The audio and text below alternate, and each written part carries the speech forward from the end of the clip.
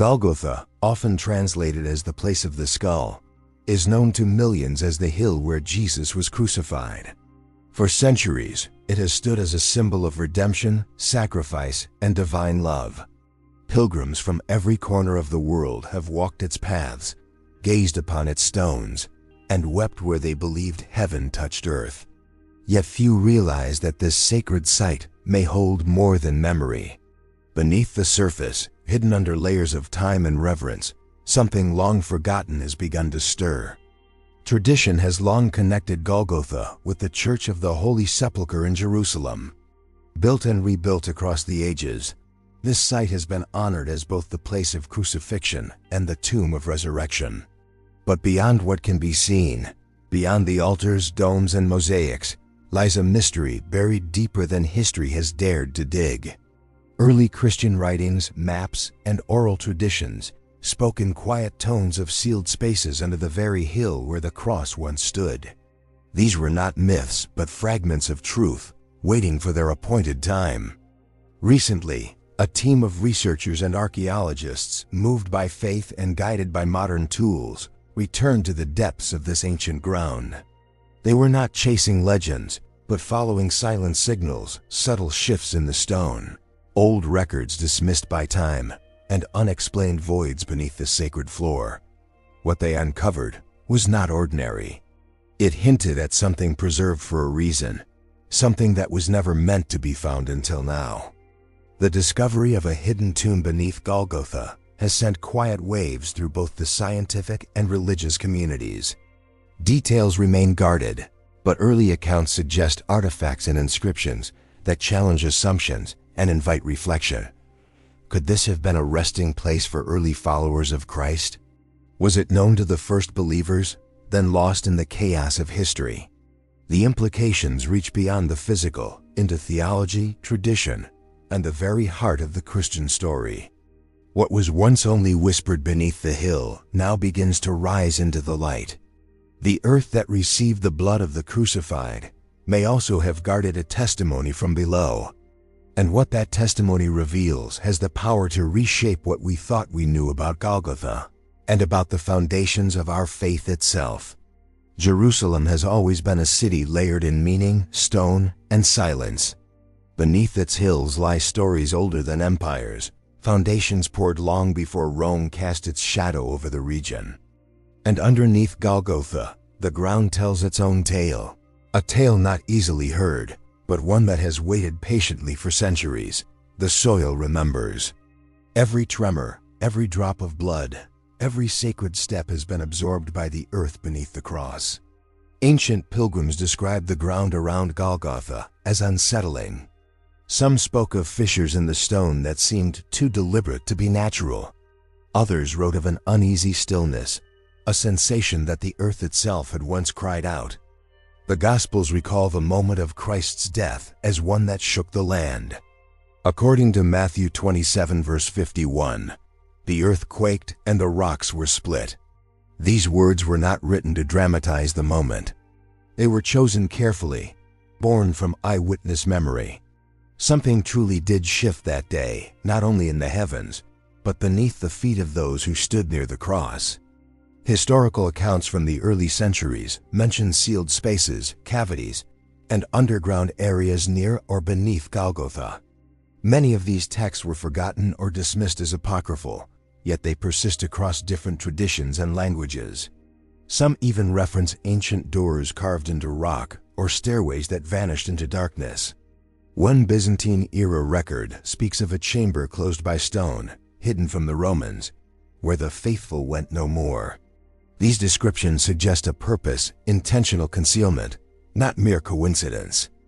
Geological studies of the area around the Church of the Holy Sepulchre have revealed anomalies below the known structures. These are not ordinary gaps in the bedrock, but voids that seem man-made, quarried spaces or carved tunnels long filled in and forgotten.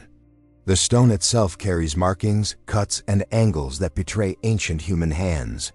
Even today, specialists struggle to explain some of these spaces without acknowledging the possibility of chambers beneath the sacred hill.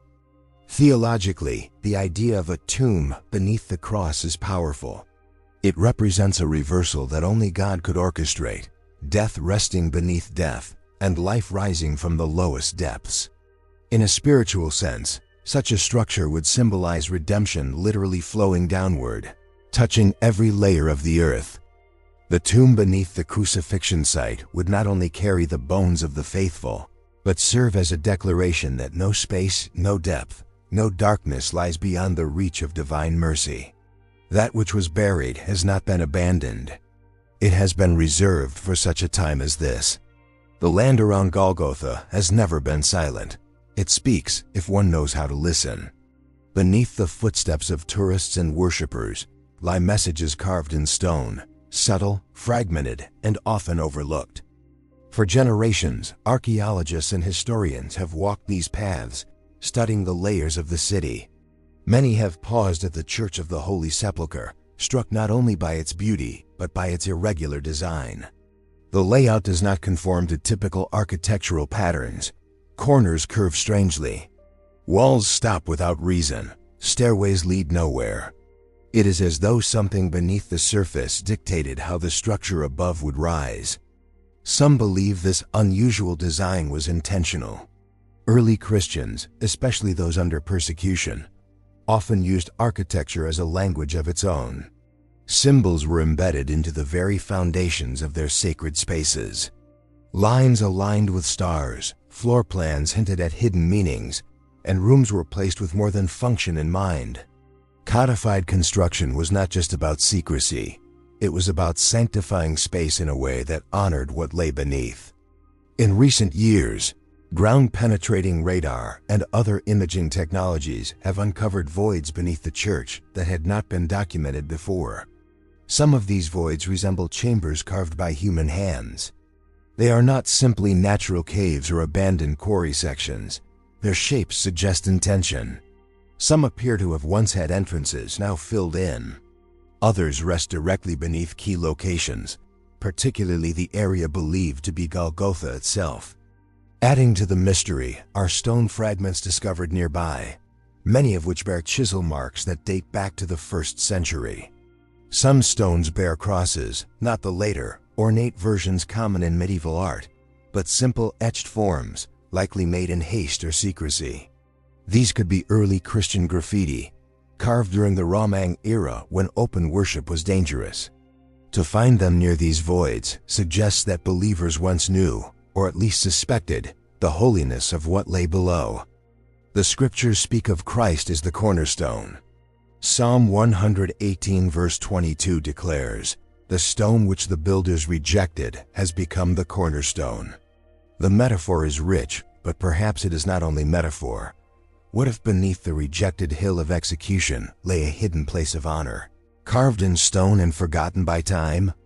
The very rocks beneath the cross may still echo with faith, carved not only by tools, but by tears, by hope, by the weight of waiting for resurrection.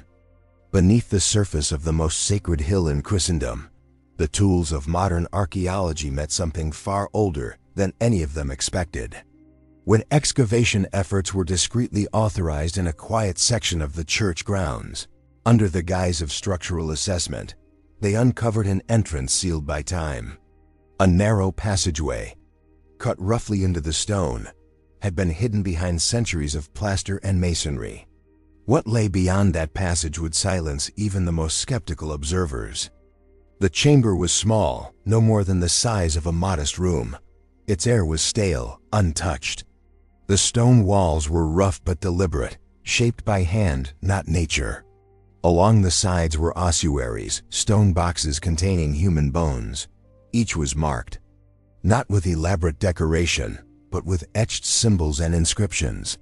Some bore the ancient Hebrew letter Shin, a sign often used to represent the name of God. Others were carved with the fish symbol, the ichthys, known as a secret code among early believers. One box held a faint carving of a cross entwined with a vine, suggesting not only death, but life springing from it. The inscriptions had not been seen for nearly 2 millennia. A few words were legible, some in Hebrew, some in Aramaic, and at least one in Koine Greek, They spoke of peace, of waiting, of promise. One fragment seemed to echo Isaiah's prophecy. He was pierced for our transgressions. Another inscription appeared to be a name, unfamiliar, but accompanied by a title, Disciple of the Crucified. These were not royal tombs. They were sacred, reverently carved, hidden not for fear, but for preservation. Artifacts lay scattered in the dust, a small oil lamp still intact, fragments of linen, a clay seal stamped with what appears to be an early Christian monogram. The most astonishing find, however, was a carved slab embedded in the floor, set apart from the ossuaries. The slab bore no bones, but was marked with symbols of both Jewish and Christian origin. It may have served as an altar or as a marker for someone never laid to rest, but honored from above. The chamber had clearly been sealed intentionally. Not collapsed, not abandoned, but hidden. Its contents suggest it was never meant for public eyes, not in its time. Perhaps it was a sanctuary, perhaps a tomb, perhaps both. The reverence in its design suggests that those who placed the bones there believed they were preparing a resting place for the faithful, those who walked with the Messiah or who died believing in his promise. The silence inside that chamber was not empty. It was the silence of prayer, preserved in stone. The very air seemed to speak of expectation. And as the archaeologists stood inside, surrounded by the dust of the centuries, they understood they were not just witnesses to history. They were standing on holy ground. Among the most compelling elements found within the hidden chamber were the inscriptions. Faint, weathered, and delicate, they were messages etched into stone by trembling hands long ago. These were not meant for decoration. They were declarations, prayers, warnings, hopes. Some were barely visible, needing special lighting and digital enhancement to be fully read. But once they began to speak, the room came alive with voices that had been silent for nearly 2,000 years. One short line in Aramaic read, "He who was pierced lives." Another inscription, written in a mixture of Hebrew and Greek, seemed to proclaim, "Yeshua, the light hidden from kings." These phrases were not typical grave markers. They were testimonies. They reflected belief in resurrection, in divine identity, and in secrecy. Those who wrote them did not fear death, they feared discovery. The words were etched in places only the faithful would look, beneath the lid of an ossuary, behind a loose stone, within the folds of a sealed wall. Some inscriptions included names, Yohanan, Mattathias, and even a partially preserved Miriam. While these names were common in the 1st century, their presence alongside phrases like servant of the Lamb or witness of the Galilean suggested deep spiritual identity. These were not casual burials. These were individuals whose lives had been marked by the story of the cross. Their bones rested beneath the very place where the crucified had hung, as if their faith had drawn them into that sacred soil. Linguists and theologians reviewing the inscriptions noted the layered meanings within the words. Some phrases echoed Psalms, particularly Psalm 22 and Psalm 69, both of which speak of suffering and divine deliverance. Others bore resemblance to phrases found in early Christian hymns and writings. One simple word, repeated 3 times near the carved slab, read Maranatha, a cry of hope, meaning, "Come, Lord." That single word, hidden in stone, bridged the gap between their time and ours. These were not cold markings. They were intimate, emotional, living. The dust-covered messages spoke of persecution, yes, but also of profound joy. Faith had been carved into these walls, not as a monument to death, but as a witness to hope that refused to be buried. The first believers may be gone, but their voices remain, and they are still speaking. When the Gospels speak of the crucifixion, they do not dwell on the scientific or geographical. They speak of suffering, of darkness falling over the land, of the veil in the temple torn from top to bottom. But tucked within those words is an image far more physical than most realize. John 19 verse 34 describes how a soldier pierced the side of Jesus, and out came blood and water. That moment, remembered by generations of believers, marked not only the fulfillment of prophecy, but the release of something divine into the earth itself. Some early Christian traditions claimed that the blood of Christ did not remain on the surface. They believed it seeped into the cracks of the rock, down into the depths, consecrating the ground beneath the cross. One tradition, passed down through the writings of early church fathers, even described how the blood fell upon the resting place of Adam, the first man, symbolizing that the redemption of humanity had reached its origin. Whether symbolic or literal, this belief held powerful spiritual weight, that what happened above transformed what lay below. Archaeological accounts from the recently uncovered chamber describe a fissure in the rock directly above the carved slab. It is not wide, but it is deep. It cuts through the ceiling of the tomb, angling upward toward the place traditionally believed to be the summit of Golgotha.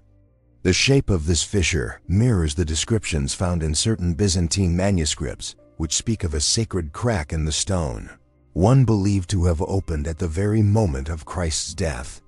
For those early Christians, it was not just a geological feature. It was a wound in the earth, one that had been sanctified by divine blood.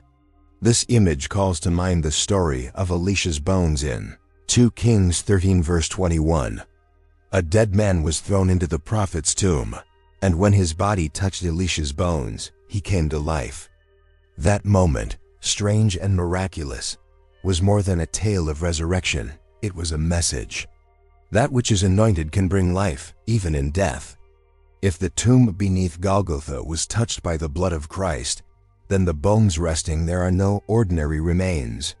They are blessed, embraced by a moment that changed history. The chamber beneath Golgotha may not be a random burial. It may be a sacred intersection where death met death and life triumphed. The blood that fell did not disappear. It descended, claiming the depths as surely as it claimed the hearts of those who believed. And if the earth still holds the memory of that moment, then perhaps it also holds the message: redemption runs deeper than any grave. Not every secret is born from fear. Some are born from reverence. Others are buried by time, not forgotten but kept. The hidden chamber beneath Golgotha raises one haunting question: why was it concealed? If early Christians knew of its presence, and the evidence suggests they did, why did they not speak of it more openly? Why did the location vanish from maps, from records, from collective memory? Part of the answer may lie in history's brutal rhythm. Jerusalem has been conquered, burned, rebuilt, and divided more times than most cities on earth. In 70 AD, the Roman siege turned much of the city to rubble. Sacred spaces were desecrated, entire communities scattered. Places of memory became places of silence.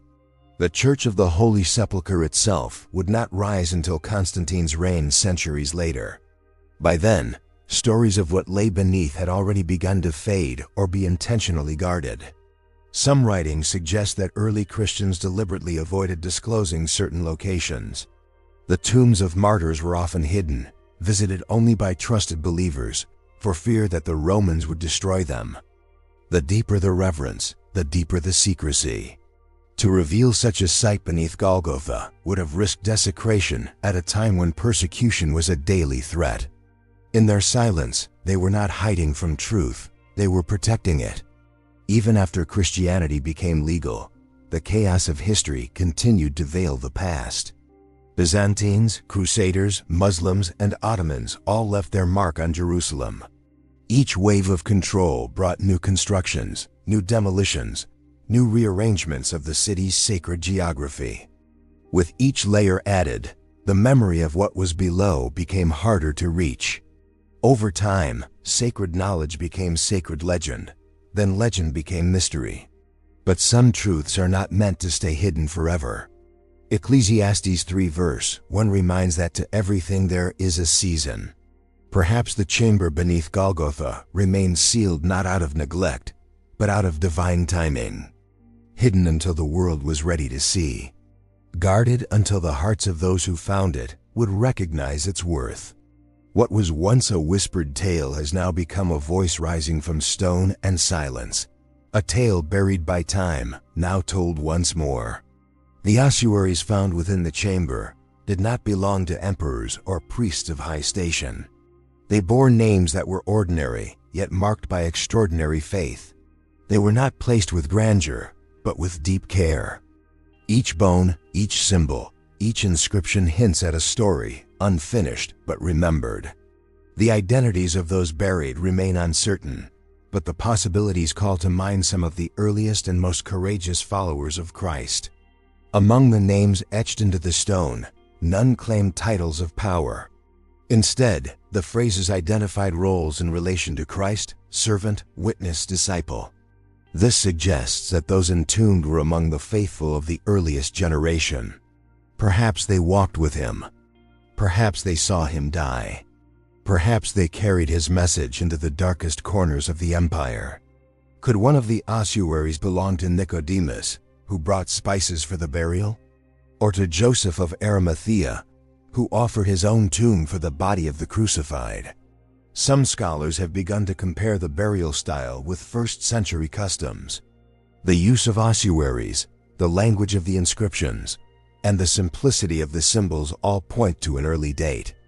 DNA testing has not yet produced definitive connections, but studies suggest that the remains come from individuals of Jewish descent who lived in the region during the time of the early church. One fragment bore the Greek phrase adelphos, meaning brother. Whether literal or spiritual, it reflected a connection to a larger family of faith. Traditions from early Christianity speak of believers who were buried in secret, close to the places where they witnessed the divine. It was an act of longing, a desire to be near the place where death gave way to resurrection.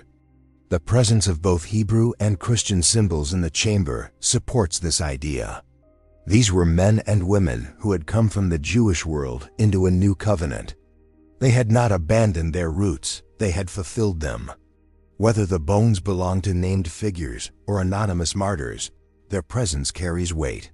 They remind us that the early church was not built by monuments, but by lives poured out in faith. Their bodies may rest beneath stone, but their testimony rises. And perhaps, in this generation, their story is being told not just so we may know their names, but so we may remember our own calling. Not everything uncovered by human hands is meant for historical curiosity. Some discoveries echo louder, pressing against the heart. The tomb beneath Golgotha, hidden for centuries and now seen again, arrives in a time of uncertainty. Around the world, faith is questioned, unity is fractured, and the sacred often feels buried under noise. In such a time, what does it mean that this hidden chamber has come to light? The world longs for proof, for something solid to touch in a culture flooded with opinion and doubt. And yet, God rarely speaks through thunder when a whisper will do. This tomb speaks in that whisper. It does not shout with fanfare. It stands in quiet testimony, calling hearts not to spectacle, but to remembrance. It draws the gaze downward, not to shame, but to awe. Not to the decay of death, but to the life that springs from sacrifice. This discovery reminds the modern heart that the gospel is not a distant myth, but a real event planted in the soil of history. The bones of the faithful are not relics of superstition. They are the roots of a tree still bearing fruit. Their message is not in the dust that covers them, but in the hope that sustained them. They believed, and they were not wrong. They were hidden, and now they are revealed. Not for glory, but for awakening. At a time when the cross is often reduced to a symbol or a slogan, the ground beneath Golgotha calls for more. It calls for return, for reverence, for the kind of faith that kneels, listens, and remembers. Psalm 78 verse 4 declares, "We will not hide them from their children, but tell the coming generation the glorious deeds of the Lord." Perhaps this moment, this chamber, is one such deed, unveiled not for scholars alone, but for all who are ready to see. What was hidden is not hidden anymore. What was buried is now calling. And its voice, echoing from beneath the cross, asks a simple question: will you remember? From the first moment the entrance to the chamber was uncovered, It became clear that this was not merely a discovery for museums or textbooks. What lay beneath Golgotha reached beyond the academic. It touched the soul. It stirred something ancient in the hearts of those who entered. And now, as the world comes to know what has long been hidden, the path forward becomes one not of mere curiosity, but of response. The messages inscribed in that silent space were not written for their own time alone. They were written to endure. Through centuries of dust and stone, they carried forward a cry that still speaks. That cry is not one of despair, but of hope. It tells of those who believed before the church had walls, before councils met, before doctrine was written in scrolls. They believed because they had seen, or because someone close to them had seen. And that belief was strong enough to shape the future. The physical elements of the discovery, the bones, the inscriptions, the symbols, all point in the same direction. Not toward the chamber, but toward the cross above it. That is where everything begins. That is where everything changes. What lay beneath it does not distract from its power, but confirms it. The chamber is not the treasure. The tomb is not the center. The center remains the crucified and risen Christ. And this discovery only deepens the wonder of what took place on that hill. To walk through this mystery is to be invited once more to stand at the foot of the cross, to see with new eyes, and to recognize that sacred things are often hidden, not because they are weak, but because they are holy. The uncovering of this place is not about proving faith. It is about remembering it. It is about realizing that in a world that moves quickly, some things remain unchanged: faith, sacrifice, grace, and the truth of a Savior who conquered death. This hidden tomb beneath Golgotha has become a mirror. It reflects the endurance of the church, the depth of divine timing, and the call to return to the heart of the gospel. The voices of the past have spoken. Their bones rest in silence, but their message is alive. It is a message of courage, of devotion, and of a hope that could not be buried. It waits now for the hearts that will carry it forward. If this message has moved you, if this journey beneath Golgotha has awakened something within you, then let it not end here. Subscribe to the channel so you do not miss what comes next. Like this film to help others find it. Share it with those you love, especially those who need to be reminded that faith runs deep even beneath the stone. And leave a comment below. What did this story speak to in your heart? Thank you for watching. The stones may be silent, but their story continues through you.